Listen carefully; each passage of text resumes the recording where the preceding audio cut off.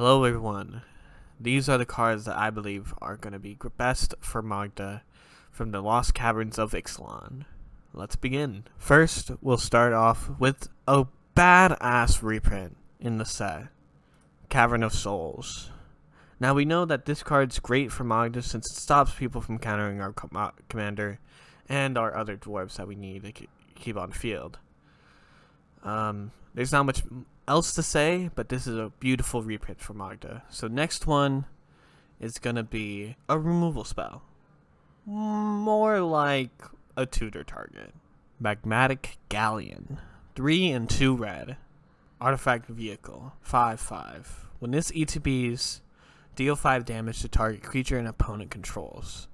Whenever one or more creatures your opponent controls are dealt excess non-combat damage, create a treasure token. That means every single burn spell, so lightning bolt, fury, abrade, all of those just now make a treasure. That seems insane for me. And then when this ETBs, you create a treasure, right? So you deal 5 damage to their creature, and then you make a treasure. And then if you have any other dwarves that are untapped, you can crew to make more treasures. That seems pretty great. I don't know if it's going to be in Magda or not, but it's definitely something that we could look at. On to our next removal spell. Okay, so our next one is actually a spell. I don't know how to say this, but I'm going to say it as best as I can. Zoya was Justice. 1 in a red, instant. The owner of target artifact or creature with mana value 1 or greater shuffles it into their library, and then they discover X, where X is the mana value of the spell. So this is just like Chaos Warp. You're going to shuffle in their artifact or creature, and then they're going to get something random on top. So let's say you shuffle in their Soul Ring. They're going to get another 1-drop, like Finhorn House. And I think this actually might be good for Magda. They've been creating a bunch of these lately, but it's definitely something that we can look into. On to our next spell. And as in spell, I mean another tutor target. Runaway Boulder. On 6 mana artifact with flash. On ETB, this deals 6 damage to target creature an opponent controls, and it has cycling. Now this is great because it ETBs and gets rid of a creature, or if you draw it, you can just cycle it away. You don't even need to look at it. You don't even need to cast it. You just cycle it away. You get a new card. Now this might not be the best option, but it might be pretty good. It seems like pretty good option to me. That's all I have to say for this card. There's not much about it. It's just a ETB kill card that can cycle. On to our next one. Now this one's more of a value card. I don't see that it's probably going to be in Magda at all. It's called Bone Horde Dracosaur. 3 and 2 red. Creature, dinosaur, dragon. 5/5. Now, note that it has a dragon subtype. That's for Magda. But we're more than likely never going to 2 this card up. We're probably just going to cast it for 5 mana if we need to. Flying First Strike. At the beginning of your upkeep, exile the top 2 cards of the library. You may play them this turn. If you exile a land card, create a 3/1 red dinosaur creature token. And now this is the most important line. If you exile a non-land card, create a treasure token. Now, I don't think this card's probably ever see play in Magda, but it's notable because of it creates a treasure token. But it also digs through our deck. It's probably not going to see play, but it's something. On to our next one. Okay, our next one is a vehicle, another vehicle. But this one's not so much of a tutor target. Careening Minecart. 3 mana, 3/3, crew 1. When this minecart attacks, create a treasure token. Now this is a pretty good vehicle. I don't know if that we're probably going to play it. Most of the vehicles that we want to play are mainly like 2 or less. This is a good card. Good-ish card. We don't think that's probably going to be played, but it'd be cool if we can fit it in there. On to our next one. Okay, so this next one combos with Masquid Nexus, and it's called Poetic Ingenuity. 3 mana, 2 in a red, enchantment. Whenever one or more dinosaurs you control attack, create that many treasure tokens. So if you attack with 1, you get 1. If you attack with 2, you get 2. And then whenever you, this last part doesn't even matter. Whenever you cast an artifact spell, create a 3/1 red dinosaur creature token. This ability only triggers once each turn. So with Maskwood Nexus out on field and Magda on field, your dwarves are making 2 treasures per attack. Now that's really, really good. Now this can even play as Magda if you don't have it. If you don't have Magda in play, this definitely plays as Magda if you have Maskwood Nexus. So this might be a backup sort of Magda if your Magda gets up there in price. I would look highly into Poetic Ingenuity. I'm not sure if it's gonna be played, but I do think that this might be something that we might need to look at least for a little bit, because this card's kind of insane. Okay, so this next one, I don't know how to say this name, but I'm going to say it like Chimil, the Inner Sun.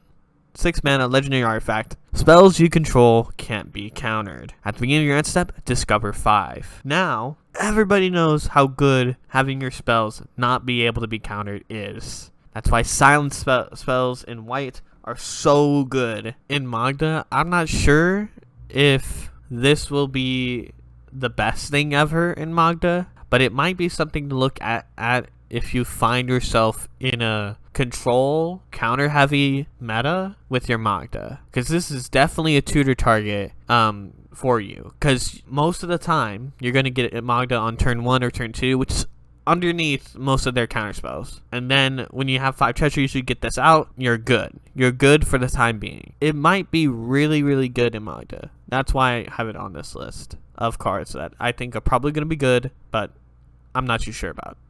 I'm just gonna get my thoughts out here.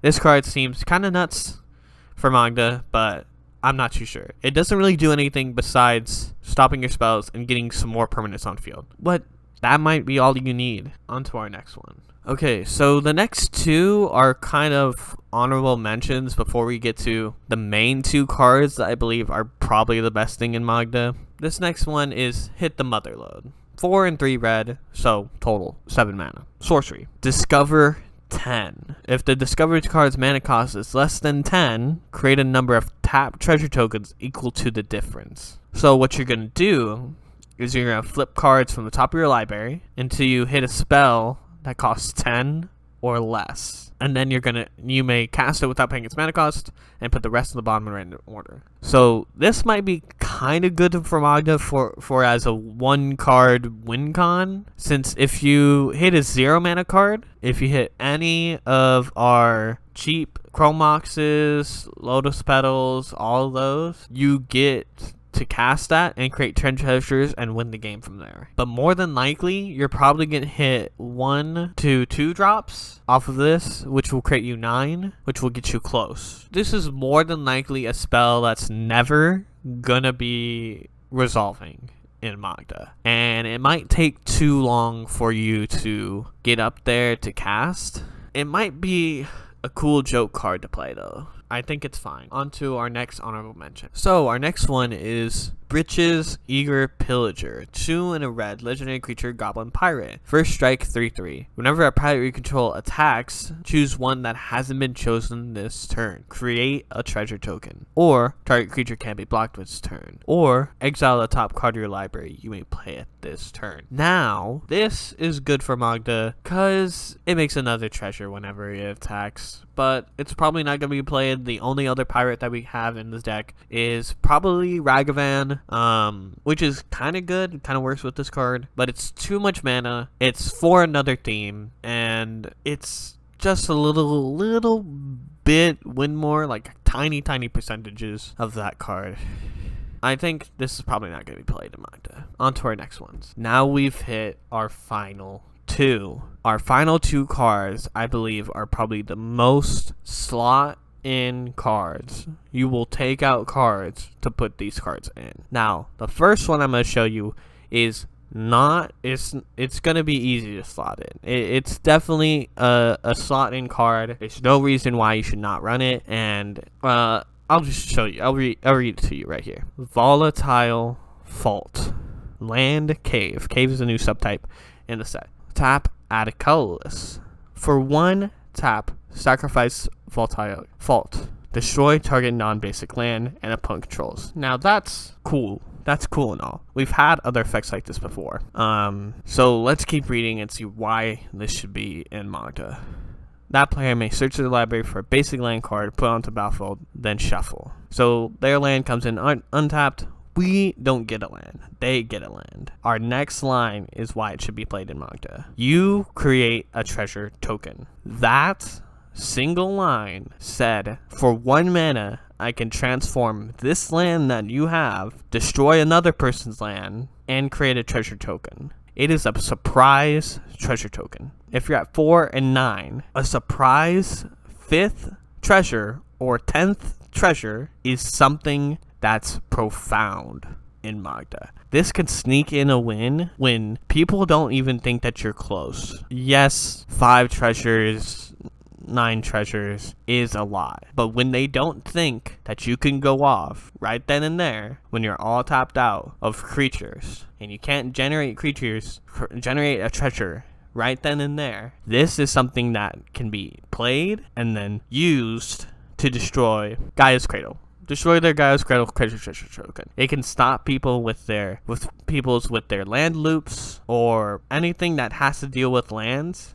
This can fuck with, and then you get a benefit from it because you're Magda. It is so nice. Okay, so we've finally reached the final card. This card is the single thing that will revolutionize Magda in how it's played against, how fast it can go. I've tested this card, and it's crazy how many scenarios I can put myself in that wins me the game off of this one card, and that card is Roaming Throne. Let's go over it. A 4 mana 4/4 artifact creature golem with ward 2. As this enters the battlefield, choose a creature type.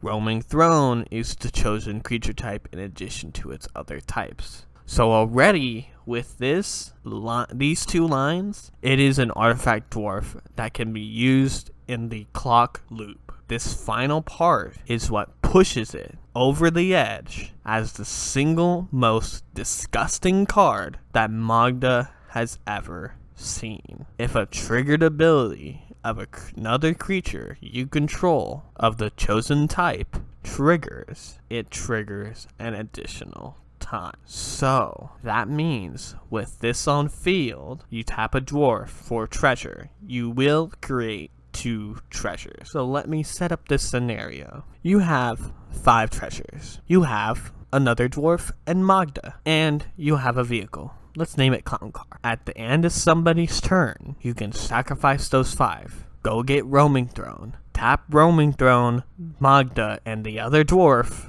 You create 6 treasures. Sacrifice 5. Go get Clock of Omens. Tap Clock of Omens. Tap Vehicle to untap Roaming Throne. Tap Roaming Throne. Tap Treasure to untap Roaming Throne. Guess what? That means you just put in the clock loop for only 5 treasures. Just think about that. Magda now has a way to win off of 5 treasures. Not 10 like it normally does. 5 treasures. This just sped up Magda by 2. No longer will we need to count to 10. We will need to count to 5, have a tap ability on field, 1 dwarf, and Magda. This is a single card in the set that I think is busted for Magda. And with that, thank you for watching my video. Thank you for figuring out that this is the single most problematic card in Magda ever. I'll see you next time.